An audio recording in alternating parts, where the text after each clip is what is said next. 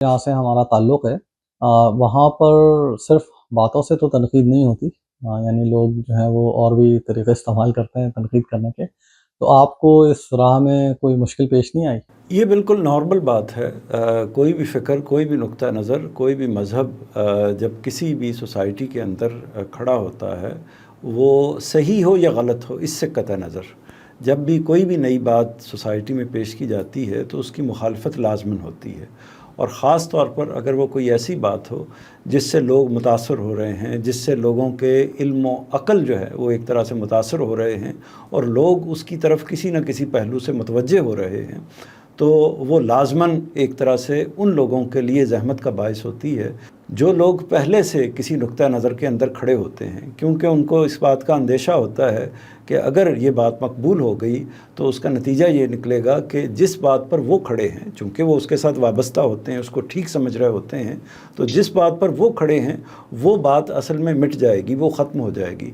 तो एक तहफ़्फ़ुज़ का एहसास उनके अंदर पैदा हो जाता है और इसी के नतीजे में फिर रद्द-ए-अमल पैदा होना शुरू हो जाता है या उसकी मुज़ाहमत पैदा होनी शुरू हो जाती है। तो दुनिया की कोई भी तहरीक हो, दुनिया की कोई भी नई बात हो, ख़्वाह वो साइंस के मैदान के अंदर है, अदब के मैदान के अंदर है, मज़हब के मैदान के अंदर है, किसी भी मैदान के अंदर है, उसको इस मुज़ाहमत का सामना करना पड़ता है। तो इसलिए इसको कोई गैर मामूली बात नहीं समझना चाहिए हमारी सोसाइटी के पहलू से। दुनिया की पूरी तारीख़ इससे भरी पड़ी है।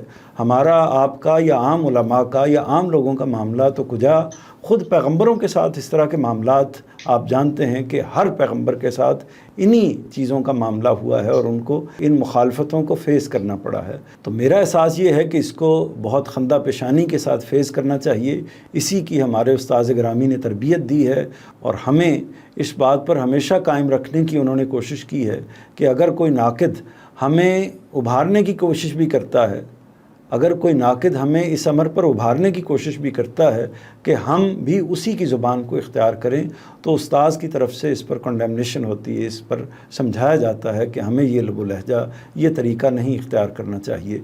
तो ये चीज़ें फ़ेस करनी पड़ती रही हैं और उस्ताज़ को भी फ़ेस करनी पड़ती रही हैं, उन्हें मुल्क छोड़ना पड़ा। मेरी भी कम बेश यही सूरत हाल है। मुझे एक हादसे से भी दो चार होना पड़ा, हो सकता है कि आप इससे वाकिफ़ हों।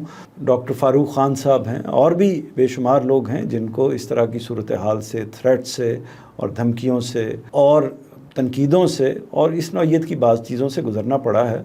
तो मेरा ख़्याल ये है कि जो गुज़र गया सो गुज़र गया, उसे एक तरफ रखते हुए हमें अपने काम को आगे बढ़ाना चाहिए और उसी पर फ़ोकस करना चाहिए।